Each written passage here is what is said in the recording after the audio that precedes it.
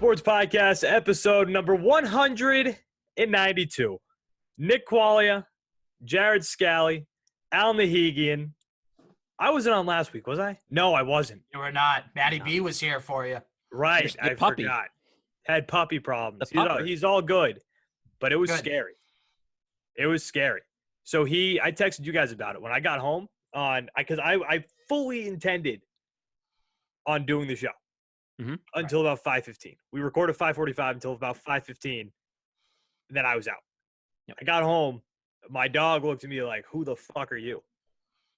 And I was like, "Oh, okay, this isn't good." Put him on the ground. He couldn't really walk. I was like, what the fuck is going on? There's a 4-year-old puppy. It's like, what the fuck? So poor Scout. I rushed him. Luckily, we have VCA near us, the 24-hour one. So right down the road, got in the truck with him, rushed him there. Amanda met him there with me, and same thing. He looked at her and was like, "Who are you?" So don't know exactly what happened. We picked him up the next day. He had to stay the night. Picked him up the next day, and he's good. Hey, could have just been this little bastard does not drink water. So it was neither does my dog. Neither does my dog. It's crazy. We have to put water in his food. I do that with my dog. Yeah. I do that with my dog, yeah. The only way he's going to get water because he refuses to drink water. So he might have been dehydrated. He's also taking medicine for a tick-borne illness. So it could have been that too. We don't know. Scout's a hot mess, sounds like. But they thought it could have been that too, but they didn't know. So he's chilling for now. Hey, as long as he's chilling. Shout out to Scout for being good. Thank God. I do. I fully intend on being on the show. It was a hard left turn. Hard left turn. Hey, Matty B filled in, ready to go. Matty B, shout out to Matty B for filling in. Yeah. Yeah, killed it. Yeah, I checked out the show. He did well. Oh, good. You watched the show? That's good to know. Listen, somebody's got to edit the show. No weekly dump this week. Which is funny, by the way. Make a side note of that. It's funny that the most technically inefficient guy on this show is the one that edits the show. Yeah. Dude, you're telling me. Just saying. Sometimes I run into issues, and I'm like, I don't know what to do with this. Yeah, it's kind of comical that you're the one that ends up doing it. Yeah, it's not great, but I get it done, and it looks good. It's simple. It's iMovie. So no weekly dump this week. We actually have a good amount to talk about. Former quarterback here, old man, going to the Super Bowl. Drew Bledsoe? Basically Drew Bledsoe, going to the Super Bowl. The fact that Tom Brady is playing in his 10th Super Bowl, I don't want to hear shit anymore about Aaron Rodgers, by the way.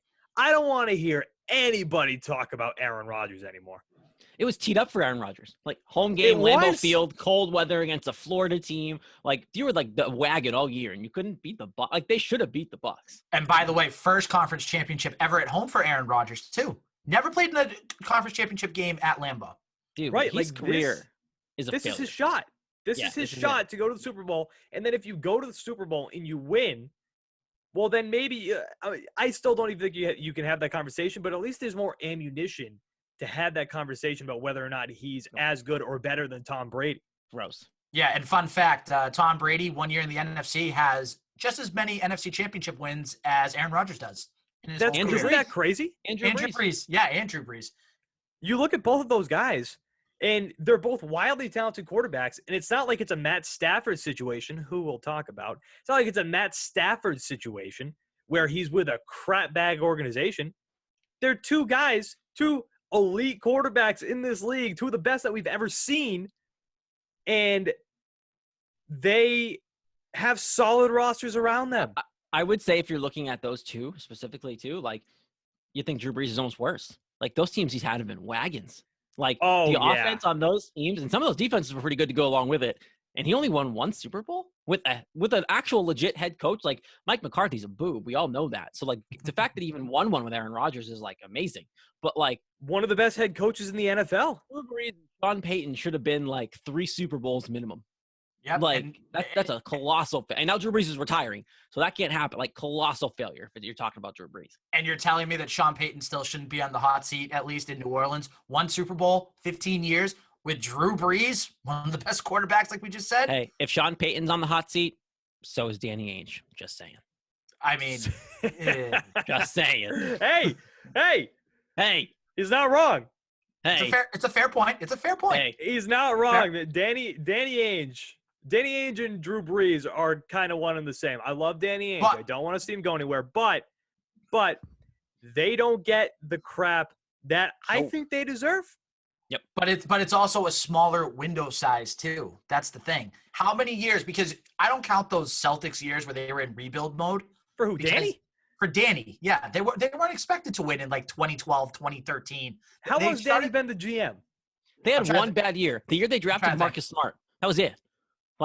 Well, bad being that they didn't make playoffs. They still were Danny's under been 500. here forever. They were still under 500 and they made playoffs. They were 40-42. Wasn't Danny Ainge here before Doc Rivers came here? Yeah, I think. Yeah, he might have been. Oh, he's been here he brought in Doc. He's seen here forever. You're right. He's been here for a while. I stand corrected. He put together the big three. He did all that. He's been here forever. He should have had 2-3 championships with those guys. Never mind since then. Yeah, we can talk about shoulda, coulda, wouldas. By the way, Raptors Podcast, go check that out. Did a role player fantasy draft. Go check that out. The Raptors Podcast? Yeah. Is it a role playing fantasy? You a role playing? Oh my role God. Players. Celtics role players. Wow, That Alan. is a basketball podcast. Hey. Oh my goodness. Oh. Jesus. My goodness. So we'll talk more about the Celtics and Danny Ainge as the year goes on because football is about to end in 2 weeks. So it's going to be a football-centric show. We got about 30 minutes. It's going to be a semi-short show. But we've got football to talk about in one specific move that we can get into right now. Because, again, we are not going to sit here and discuss the what the heck was I just going to say? The big game. Thomas Edward Brady, Bill Belichick. Oh, we're not going to sit here and discuss the early Celtics woes right now. And we're also not going to have a weekly dump. Adam Ottavino. Guys, I'm telling you, when I got this trade notification, I audibly, in my office, I went, what? Yankees trade, because it's not like the Red Sox sending Steve. So it's the second trade they've made between the two teams, Yankees, Red Sox, since 1998. And the last one, it's not like the Red Sox sending Steven Drew over to New York. Adam Ottavino, he had a shit 2020, but COVID. Putting stock in 2020 just isn't. You can't really do it. Yeah, granted, he is getting older. I think he's about 35 years old. But this is a legit move for the Red Sox. Mm-hmm. I'm they don't speechless. Make those. They don't make those. No, Chaim Bloom does. And this is what the biggest thing to me, everyone's like, oh, Chaim's crap. All Chaim had time to do was trade Mookie. And then inherited the Which worst really situation wasn't even ever. his And it wasn't even his decision. Anyone that came in would have done that. You're now seeing a Chaim Bloom offseason, what he wants to do and start the process. He started to bring in prospects, make smaller deals, sign some guys that we see as role players. But Ottavino, guys, best case scenario, the Red Sox are good and he's a legit back end for you for the bullpen. Right. You have worst a legit case scenario. He's good, but the team sucks, and you trade him for more prospects. Right, and you're not even really thinking this year is going to be a big championship season anyway, especially with the way that the AL East is right now. Yeah, it's just getting better and better. Well, you're four. Not only that, too. The Ottavino trade reminds me almost of the Chapman trade between the Yankees and Cubs in 2016. You flipped him for prospects, re-signed him, and then you set yourself up for some good players in the future. Now you're telling me Chaim Bloom gets Adam Ottavino, nasty slider. Ever seen it? Thing's pretty disgusting. That slider's pretty disgusting. So pretty gross. It's pretty disgusting. I saw that prospect they got with him too. I forget his name.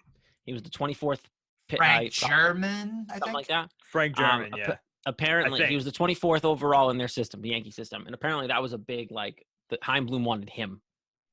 And that's why they were willing to take on the salary. So who knows? Maybe he'll have some upside too. But this is a big deal. This year you're going to get some quality pitching in the bullpen. The Red Sox guys are sneaky putting together a decent rotation. Especially when Sale comes back, and then they're trying to figure out the bullpen. They don't have much time left, and then not much more to do. My guess is Jackie Bradley at some point comes into the news here. But I like this. This is good. Chaim's making moves. You're not going to become amazing overnight. You got to do these small deals and build this groundwork. This is what Chaim's doing. This is what he was brought here to do.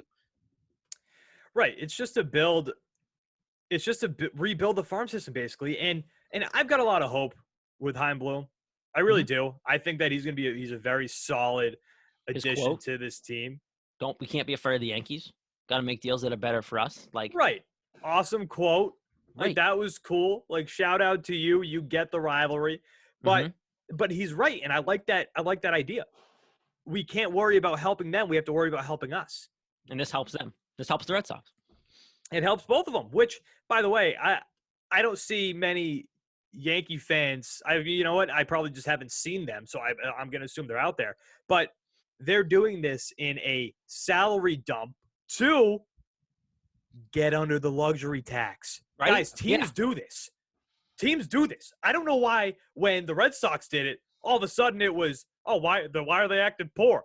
The Yankees are the richest franchise in baseball by a good margin. The luxury tax matters to these teams, people. This is why they did it. So, again, I get why we were all upset over Mookie Betts. We know my feelings on that trade. I think it kind of makes sense. But they all do this luxury tax thing. The Yankees did it when they were doing their rebuild. And now look where they are. Signing guys left and right. It's a great move by the Yankees, honestly. Sorry, Red Sox fans, but it's a great move by the Yankees. Great move by Chaim Bloom. Frank German, he is now with the Salem Red Sox, 23 years old. Okay, looking at these stats here. He throws 98 and has a good slider. That's the report on him. Throws 98 and has a good slider. Future closer? Hey, I mean, listen. Hey, you respect Durbin Feltman. We were waiting for Durbin Feltman. What the hell happened to him? Yeah, he's 20, so it's fine. Listen. We talked to him a few weeks ago, okay? I know. He's got some things in store. He's got some good things in store coming. You like that? You like that alley-oop? That little... Yes. Here you go. Here's some promotions, LLP. Here you go, Robert Woods. Just throw it in the hoop. Robert Williams. Here you go. Dude, why is my camera so laggy? Are you guys seeing this too? Yeah, it's laggy. This is bananas. I have another show after this that I'm going to have to do this with. Yeah, good. Deal with it. I've got so many tabs open. That's why. That's 100% why. Why don't you close a few of them? That might help. I've closed a bunch. So close more. All right, let me see. I can close this one. Close them all, Quags. I can you can log back into everything. Yeah, but you know what? No, dude, you know my brain. You know I'm not going to remember what I have to log back into. Oh, my goodness. By the way, just going back to the Yankees for a second. Do you guys see that Tanaka today's not coming back either? Officially? Nope, he's bitched out. He's going back to Japan. He's back to Japan. Wow. So yeah, does he not want to sign with another major league team? No, he wants. His Yankees are home. Yep. Bitch. Come here. But that would have been a great fit. I would have loved that. We and Al talked about that in the triangle. Like, that was an option for us on the free agency list. Nope. Only wants to pitch for the Bronx, Pinstripes, or go home because I miss my homeland. I mean, listen, whatever that guy wants to do, but the Red Sox could have used him at the number 2 slot. I still can't believe that Corey Kluber's with the Yankees. I didn't get a chance to talk about that last week. That's just kind of bullshit. You know what? That makes me upset because it seemed like everything was aligning for him to be here. What was the offer? I saw it out. Hold on. It was 1 for 11. I'm pretty sure it was the final one. It was a 1-year deal. It ended up being. I thought it was the Red Sox, like what the Red Sox gave him. Oh, I think it was 7, and then like maybe incentives with a club option. I think in there. If you're the Red Sox, why don't you match 11? Why don't you give him 15? You would have had to give him more to get here. Like he's not going to pick you over the Yankees for the same money. Why won't you do that? You want to be better. And that's why when I texted you guys the other day, that's why I was mad about Garrett Richards, because Corey Kluber, pretty established pitcher in the MLB, won a couple Cy Youngs if you didn't know. And you're taking pretty good. You know, he's really good. 2 years older. Take him for a year. In on Marwin Gonzalez. I saw that. Catillo and Boston Strong reported that. But going back to Kluber, it's like you could have paid, $15 million. Now, if he wanted more than that, I would have said, see ya. Like, forget you. You're not even close to being anywhere above that. You want some baseball breaking news? Yes. Yes. Marcus Semien, where do you think he's going? Who needs a second? According to John Heyman. Don't tell me the Dodgers. Nope, not the Dodgers. Okay. AL or NL? AL. Think close to home. No, I was going to say not the Blue Sox. Well, no, I wish. That'd be great. No. The Toronto Blue Jays. I was thinking about loading up north. The Toronto Blue Jays bringing in Marcus Semien, man. That was another Red Sox target. Great. After they brought in George Springer, too. Great. This time the Jays are going to be loaded. They're loaded. My goodness. Toronto Blue Jays, second best team, maybe the best team in the AL East. Yeah, very well might be. My goodness. Because, I mean, like, look at the Yankees' rotation. It's really not that good. No.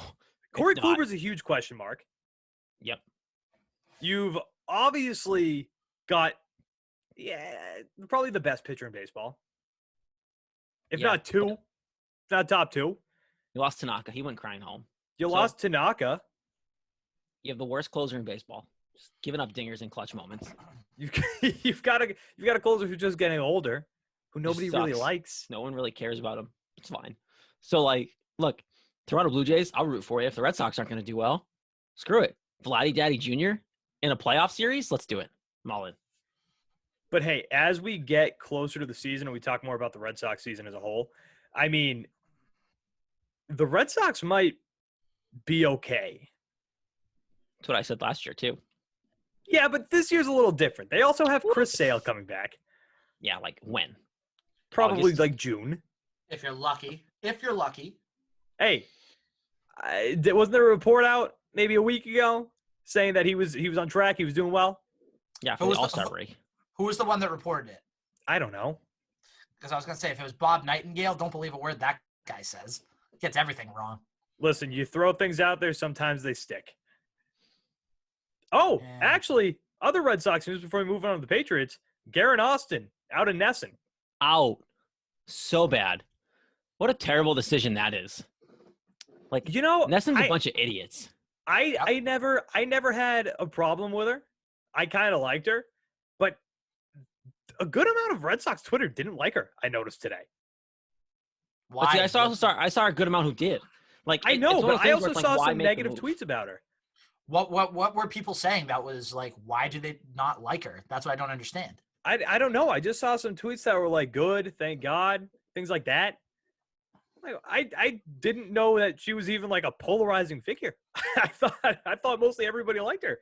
She's not a problem by any means. No, genuinely good person from what I've heard from everybody. Yeah, she seemed very nice. So Garrett Austin out of Nesson. All right, move over now. The Sox in football. Tom Brady and the Bucs going to the Super Bowl against the Kansas City Chiefs. So the Bills, by the way, let's start there. The Bills just didn't show up. The Bills just didn't come to play football in the AFC Championship game. Yeah, wasn't great.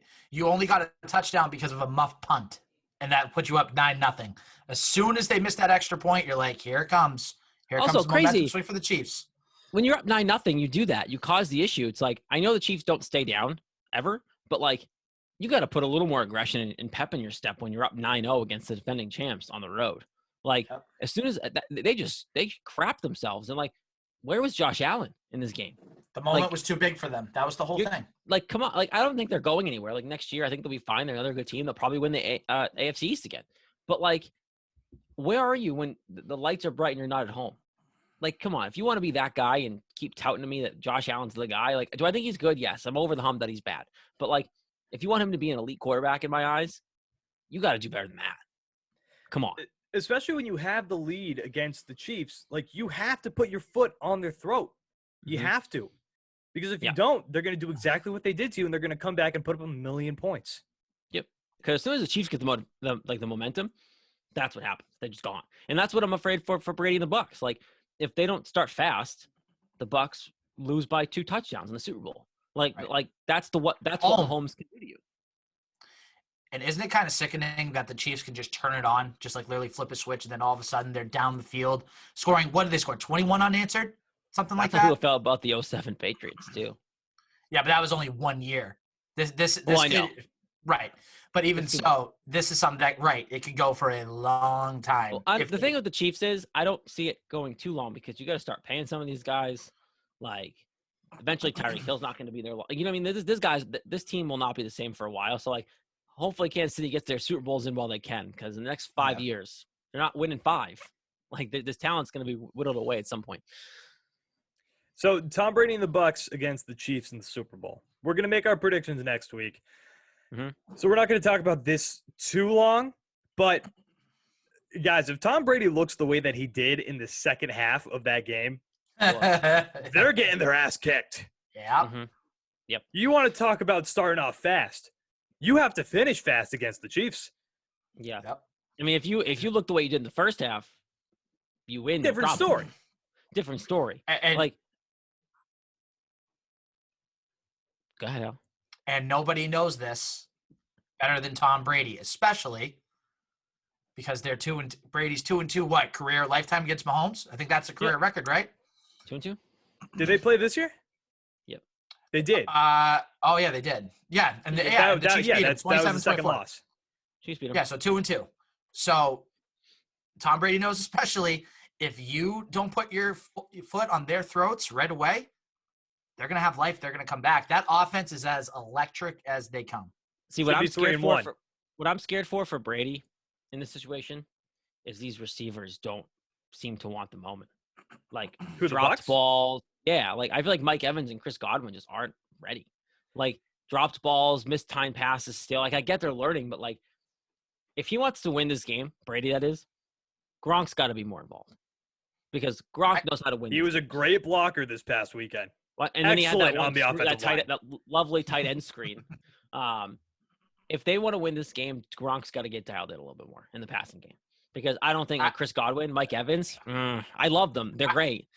I got a feeling Evans is going to have a good week in Super Bowl week. He had such a bad NFC Championship that he's just bound to have a bounce-back game. I don't know. There's something that's just, like, telling me that he's But that's what Mike Evans does. He'll give you a touchdown because he's a red zone threat, but then get, like, 3 catches and, like, 10 yards besides that. Like, that's what Mike Evans – trust me, he's on my fantasy team. I get it. Like, that's what he does. But, like, Chris Godwin drops McGee.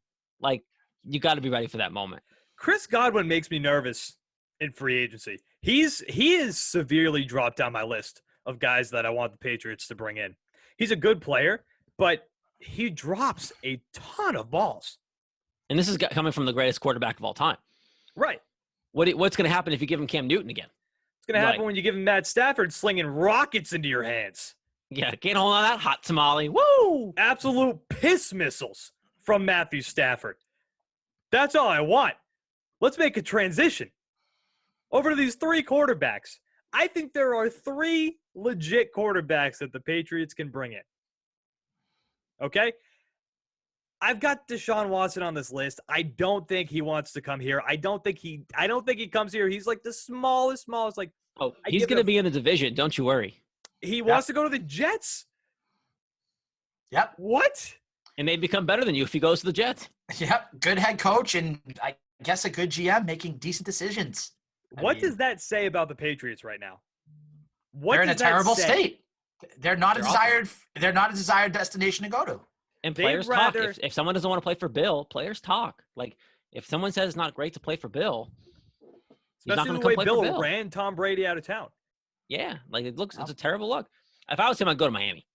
Brian Flores, warm weather, teams on the cusp. That's where I'd go. Out of those 2 teams, I think the Dolphins are almost ready to make that jump and push. If he goes to the Dolphins, my God. Like, that's all they're missing. Like, we're screwed if he goes to the Dolphins. We are porked if he goes to the Dolphins. But before we get into these other 3 quarterbacks, guys, something we have not done today yet. I still don't have a new ad read from these guys, so I have to email them. But support from the Couch Guy Sports Podcast comes from Manscaped, who's the best in men's below-the-waist grooming. Manscaped offers precision-engineered tools for your family jewels.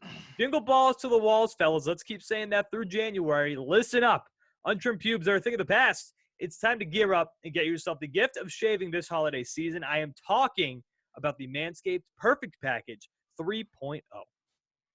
Listen, we've all had our little manscaping accidents, okay? None of us have children, so we can't have the talk about that yet with our children. But eventually you're going to have to. And you're going to have to relay some of these stories to them.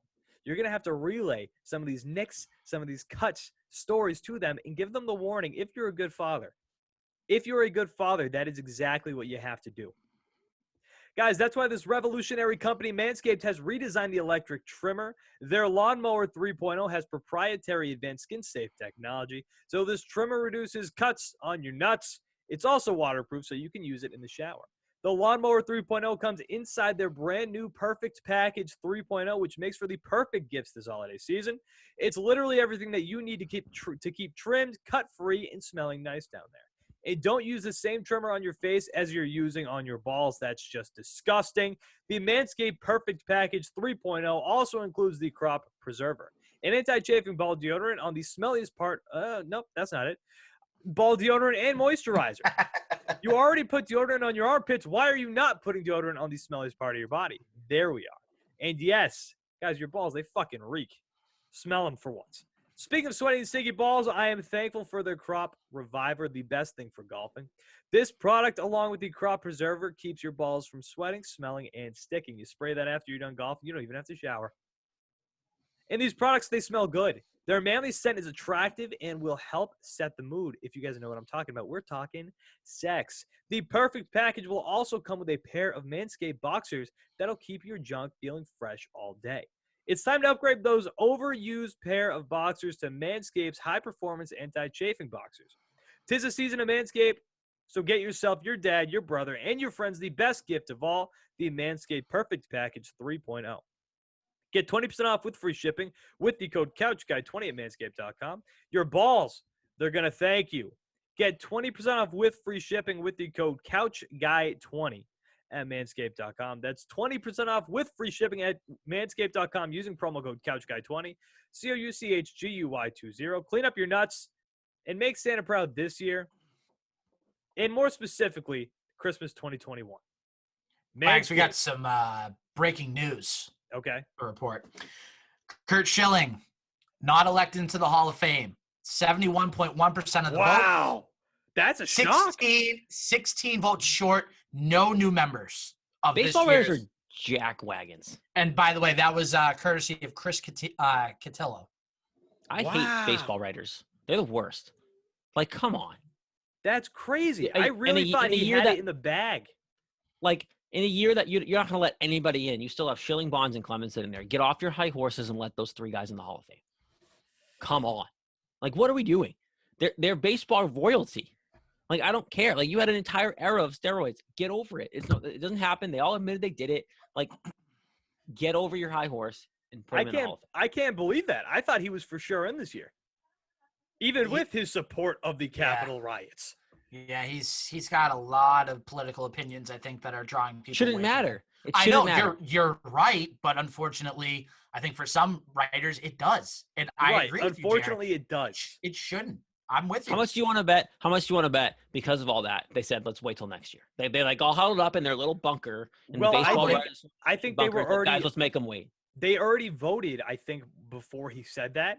And that's why some reporters or some writers or whatever, the people who vote, I guess some of them tried to recall their votes for Curt Schilling. So people tried to get less votes for Curt Schilling because of that. So, whatever. Curt Schilling, another year, not in the Hall of Fame. It happens. Okay, Stafford, Watson, or Jimmy G. The most realistic option. Let's break it down here. Matt Stafford, Jimmy Garoppolo. We can just go from there.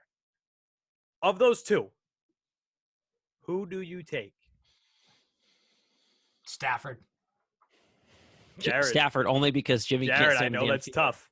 I know it's tough for you. I'd rather, okay.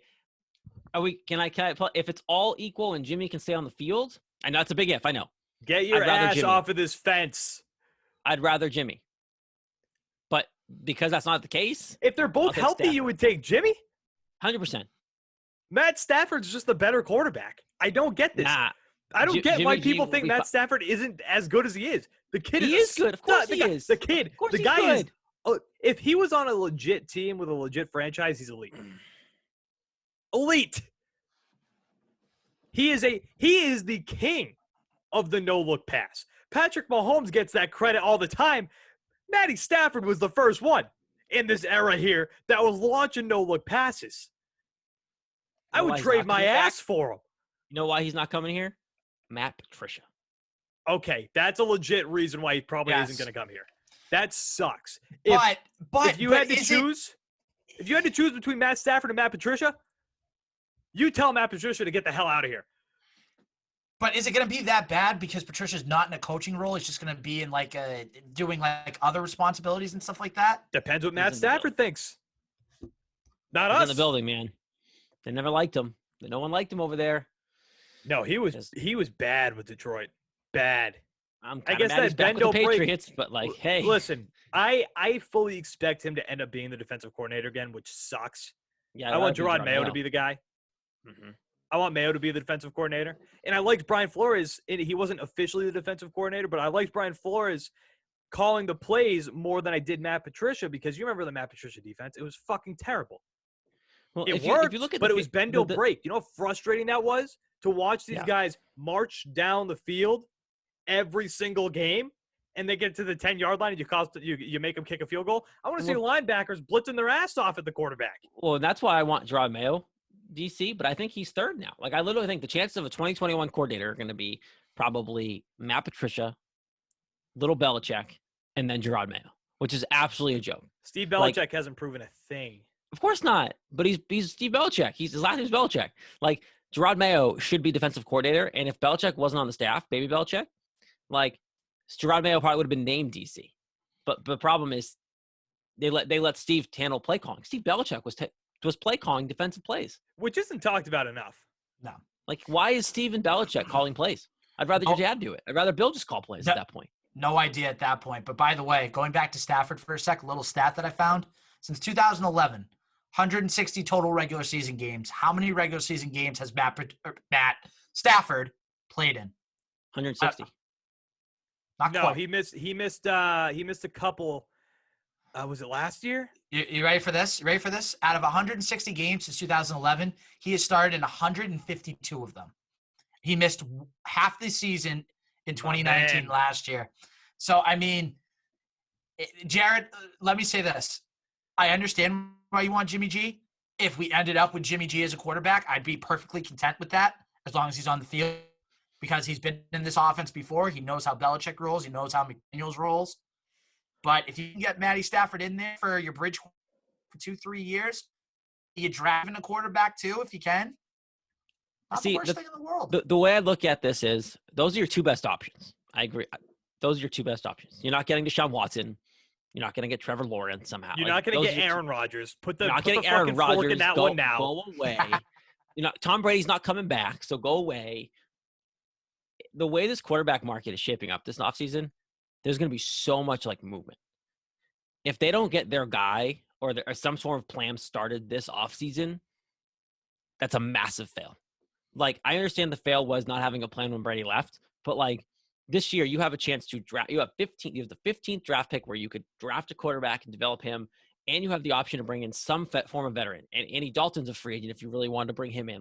There's enough options out there for bridge quarterbacks. Draft your next guy. That if they don't have some sort of plan starting in camp in July, that is an absolute fail. And then Bill should definitely be on the hot seat. They need it. They need it. And I'm telling you, the best thing for the Patriots is Tom Brady going to the Super Bowl. Because now Bill is not going to let this show him up next season. The only thing better would have been the Bills getting there too.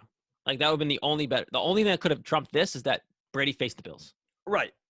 Now, with that, real quick when we wrap up the show here, a legit problem I think they're going to have, we can talk about this at length as we get deeper into the offseason, and I kind of mentioned it already briefly, I don't think free agents want to come here.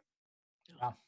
I don't. You don't have the Brady factor anymore. You don't have the Brady factor anymore, and there was this theory, right? There was this theory that I don't know if it was a report or a rumor. Or somebody said something about you could take a quarterback, plug it in the system, and the Patriots think that they could be fine. Well, they tried, and that didn't work. You can't just take any quarterback. That was their mentality. That was the reason why they're all right, Brady, you can leave. They thought they were good enough to just plug someone else in and go. Right. And they went 7-9. And this season told you one thing. It's the quarterback. I'm a big Bill Belichick guy. But I think we got part of our answer. it was the quarterback more than it was the coach. And Nick, I still think that we could win again with Belichick. I trust Belichick to put this back together. And I think this is something that I've been hearing enough too, is like Belichick has time. Like Brady has max probably till he's 45 to play, right? So could Belichick and Brady win each one more ring? Old. Yeah, but Belichick's never going to stop coaching. That's my point. Like Belichick doesn't want to stop coaching. He loves it too much. Like he goes to like D3 schools and run scouting sessions because he can. Like he doesn't want to stop coaching. Like, and he gets him away from Linda, who's psychotic. So, oh my God, wow, harsh. Jeez. Linda Holiday's a mess. Let me just say that out loud. What a ricochet shot at Linda Holiday. I know. Jared's literally saying, "Listen, Linda." Linda is a mess. I think we know where Bill's the reference. I like it. It's off. Look, Bill Belichick is coaching forever. Bill Belichick will win another ring as a Patriots coach. That's a hell of a statement with the way this team. It might just be like 5 years from now, but I think Belichick will win another ring as Patriots coach. The fact of the matter is this, and we'll end it here. Bill Belichick brought Cam Newton in. The team was terrible. Terrible. Mm-hmm. Tom Brady went to Tampa Bay. Granted, he's got some awesome weapons around him and a very solid team around him. Who, mind you, went 7-9 last year? Right. Mm-hmm. Went to Tampa Bay, 7-9 team last season, with head coach Bruce Arians. And not to mention, somebody who did not do well with the New York Jets, Todd Bowles. Noobs. Not great. And look where they are, the Super Bowl. So that's it. Couch Guy Sports Podcast. Episode number 192 in the books. Nick Quaglia, Jared Scally, Alan Nahegan. Guys, we're going to talk to you next week. Don't know what we're going to talk about. Super Bowl edition. Probably mostly Super Bowl. Woo! We'll talk to you next week, guys. With Brady. Subscribe to everything. What happened to Al? Subscribe to everything. To YouTube. To Apple iTunes. Drop a rating there. Guys, help us out. And then follow us on Twitter at Couch Guy Podcast. Nick Quaglia, Jared Scally, Alan Nahegan. Guys, we will talk to you next week. Thank you for watching. And thank you for listening. See you.